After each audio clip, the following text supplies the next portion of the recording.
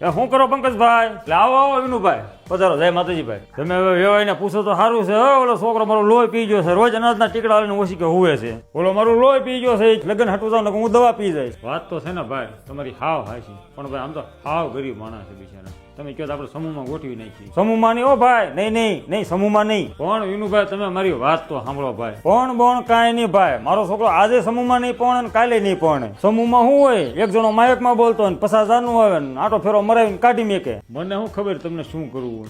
અરે જે કરવું એ કરો. અહીંયા બધા રાહડા લ્યો એમ નહીં ભાઈ. આપણે વ્યવહાર કર્યું તો મહિનાની બોલી હતી, ખબર છે? અત્યારે 2 વર્ષ વૈયા ગયા. તમને એટલી બધી ઉપડી હોય ને ભાઈ, ભાઈ તો 5 લાખનો ટેકો આપી દો ને. 5 લાખનો ટેકો ચાહે હોય હે ભાઈલોસ ક્યાંય 4-5 લાખ મારા ઘરે ના થયા. હજી તો એમ કે છે કે હાર વગર પણવા ન આવતા. મારે છોડી 10-15 લાખમાં પડે ને.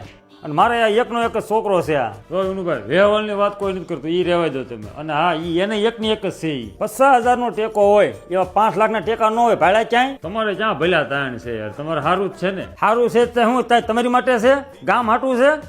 લ્યો બોલો લ્યો, સારું છે. વાત તમે કેવી કરી નાખો છો? 50,000નો ટેકો જોતો હોય તો કીજો, નકર મારા છોકરાના ઘરેના લુગડા પાછા આપી દો, અમે બીજે સડાવી દેવું. છેલ્લી પહેલી વાર હું કહીને જાઉં છું, એને સમજાવી દેજો. બરોબર? જય માતાજી. હાલો આવજો. કાલ મને આનો જવાબ આપી દેજો અને ઉતાવળ રાખજો. હા જવાબ શું દે, આવવાનો વ્યવહાર જ ન કરાવવાનો.